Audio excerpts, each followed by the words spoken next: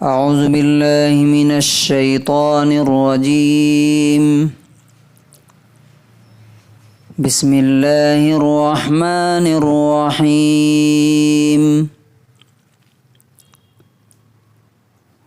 یؤتی الحکمت من یشاء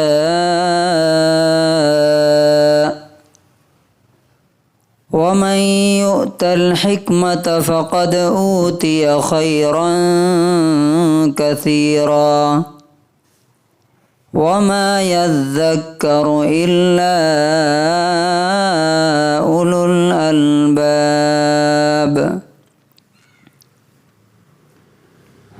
سورہ بقرہ سورہ نمبر 2 آیت نمبر 269۔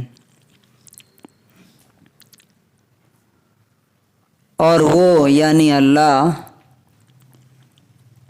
جسے چاہتا ہے حکمت، دانائی اور بدھی عطا کر دیتا ہے، دے دیتا ہے، اور جسے عقل مندی اور بدھی دے دی گئی اس کو بہت ساری دولت مل گئی، بہت بڑی بھلائی مل گئی، اور نصیحت اور عبرت اور سبق تو صرف عقل والے ہی لیتے ہیں، بدھیمان لوگ ہی سمجھتے ہیں۔ He gives wisdom to whom he wills, and whoever has been given wisdom has certainly been given a great wealth, and none will remember except those of understanding۔ اس آیت کے اندر اللہ تعالیٰ نے 3 باتیں کہی ہیں۔ پہلی بات یہ ہے کہ اللہ جسے چاہتا ہے حکمت دے دیتا ہے۔ حکمت کیا چیز ہے؟ حکمت کی تعریف اور ڈیفینیشن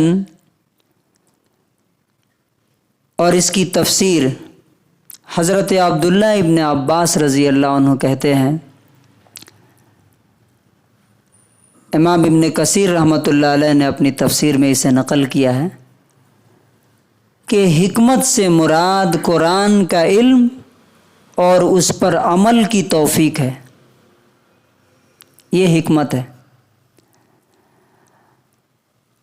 اچھا، عقل مندی، دنیا عقل مندی کسے سمجھتی ہے؟ کسے زیادہ سمجھدار اور چالاک سمجھتی ہے؟ اس انسان کو جو دنیا میں زیادہ سے زیادہ پیسے بنا لے، زیادہ سے زیادہ بلڈنگ بنا لے، زیادہ سے زیادہ بڑا پوسٹ حاصل کر لے۔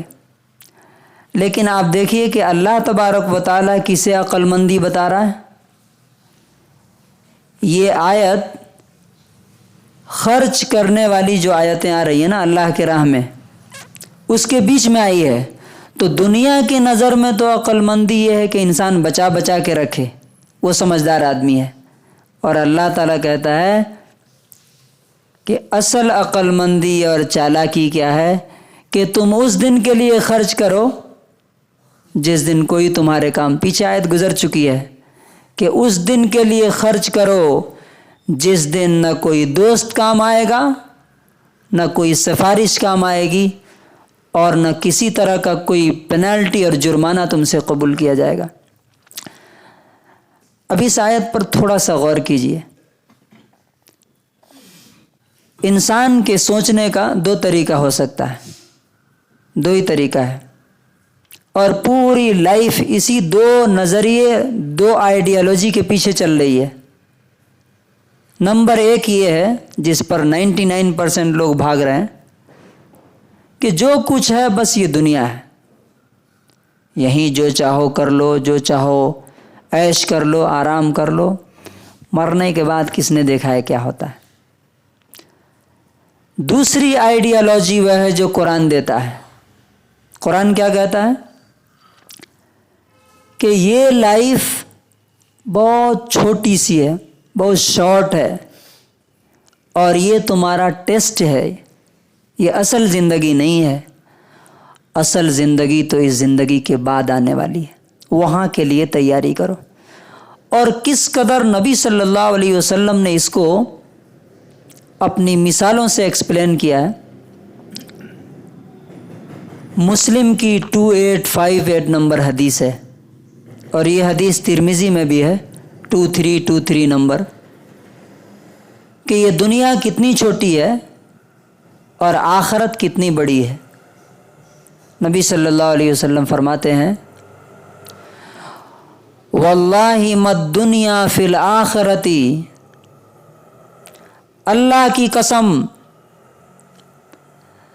دنیا آخرت کے کمپیریزن اور مقابلے میں ایسے ہی ہے الا مثل ما یجعل احدکم اصبعہ فی الیم، جیسے تم میں سے کوئی سمندر میں انگلی ڈال کر کے نکالے فلینظر بم ترجع، اور پھر دیکھے کہ اس کے ہاتھ میں کتنا پانی آیا. جو اس کے ہاتھ میں پانی لگ کے آیا ہے کتنا لگے گا پانی؟ وہ ایک بوند، ایک ڈراپ، 2 ڈراپ. کہا کہ وہ دنیا ہے اور جو باقی سمندر اور سی ہے اور اوشن ہے وہ پورا کا پورا آخرت ہے. تو اب ایک آدمی یہ سوچتا ہے کہ میں ایک بوند حاصل کر لوں اور اسی کو سمجھتا ہے کہ کامیابی ہے، اور ایک آدمی وہ ہے جو سمجھتا ہے کہ نہیں، بوند نہیں چاہیے مجھے یہ بوند کو پورے سمندر کو حاصل کرنے کا ذریعہ بنانا ہے. تو کون عقل مند ہے؟ کون چالاک ہے؟ کون دور تک دیکھ رہا ہے؟ اللہ تعالیٰ کہتا ہے اس چیز کی سمجھ جس کو دے دی گئی اسے بہت بڑی دولت عطا کر دی گئی. ہم کیا سمجھتے ہیں کہ یہ اڈانی، امبانی، ایلن ماسک، فلاں یہ لوگ کی خوش قسمت ہیں. استغفر اللہ. آج مسلمانوں میں یہ جو میٹیریلزم ہے نا، دنیا داری، سکسیس اسٹوری کے نام پر ان لوگوں کے جو جہنم کا ایندھن بننے والے، ان کی کہانیاں پیش کی جا رہی ہے. اللہ تعالیٰ کہتا ہے وَمَن يُؤْتَ الْحِكْمَةَ فَقَدْ أُوتِيَ خَيْرًا كَثِيرًا، جسے یہ سمجھ دے دی گئی کہ یہ دنیا اصلی جگہ نہیں ہے، اصل زندگی آخرت کی، اور وہاں کے لیے کوشش کر رہا ہے. وہ کیسے؟ اس کو ایک اور حدیث سے آپ سمجھ سکتے ہیں. بخاری کی 73 نمبر حدیث ہے.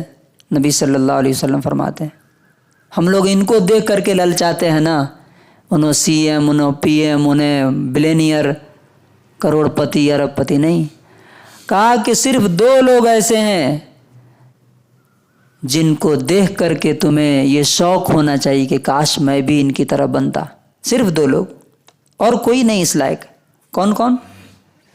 رجل آتاہ اللہ مالا فسلطہ علی حلقتہ فی الحق، ایک وہ آدمی جسے اللہ نے پیسہ، دھن، دولت دیا اور اس دولت کو نیکی کے کام میں خرچ کرنے کی توفیق بھی دی ہے کہ وہ دن رات اس میں لٹاتا رہتا ہے، جہاں بھی نیکی کا کام ہوتا ہے اس میں لٹاتا ہے. اور دوسرا کون؟ رجل آتاہ اللہ الحکمت، دوسرا وہ آدمی جسے اللہ نے قرآن کا علم دیا اور اس پر عمل کی توفیق دی. یاد رکھیے، حکمت کا مطلب صرف نالج نہیں ہے، صرف علم نہیں ہے. حکمت کا مطلب قرآن کا علم اور اس پر عمل ہے. کہا کہ یہ 2 لوگ ایسے ہیں جن کی طرح بننے کی تمہیں تمنا ہونی چاہیے. اور لاسٹ پوائنٹ اللہ تعالیٰ نے فرمایا وَمَا يَذَّكَّرُ إِلَّا أُولُو الْأَلْبَابِ، ان چیزوں کو، ان مثالوں کو صرف وہی لوگ سمجھتے ہیں جو عقل والے ہیں، جو سمجھ والے. اب سوچئے تو ذرا، سوچ کر کے تھوڑی دیر کے لیے سوچئے کہ ابھی مر گئے ہم سب لوگ، قیامت آ گئی، اللہ تعالیٰ سامنے ہے، کون لوگ ہوں گے وہاں عقل مند والے؟ وہ جو ہے سورہ حاقہ میں اللہ تعالیٰ نے بتایا نا کہ جیسے ہی رزلٹ ملے گا، ایک آدمی کو دائیں ہاتھ میں ملے گا، ایک آدمی کو بائیں ہاتھ میں. دائیں ہاتھ والا چلا اٹھے گا ہاؤ مقرؤ کتابیہ، لو دیکھو میرا رزلٹ دیکھو. کیوں؟ انی ظننت انی ملاق حسابیہ، مجھے پورا یقین تھا کہ مجھے اپنی زندگی کا حساب دینا ہے، اور اس یقین پر عمل کر کے میں یہاں پہ آیا ہوں، اس لیے میں کامیاب ہوں۔ یہ ہے اصل حکمت، وزڈم اور دور درشتا، دور تک دیکھنے والی نظر۔ اس کا مطلب، دوسرا مطلب یہ بھی ہے کہ جو قرآن کو سمجھتا ہے، اللہ کی باتوں کو سمجھنے کی کوشش کرتا ہے اور اس پر عمل کرنے کی کوشش کرتا ہے، اصل میں عقل والا، چالاک اور وائز پرسن وہی ہے اللہ تعالیٰ کی نظر میں۔ اسے اپنے آپ کو خوش قسمت سمجھنا چاہیے۔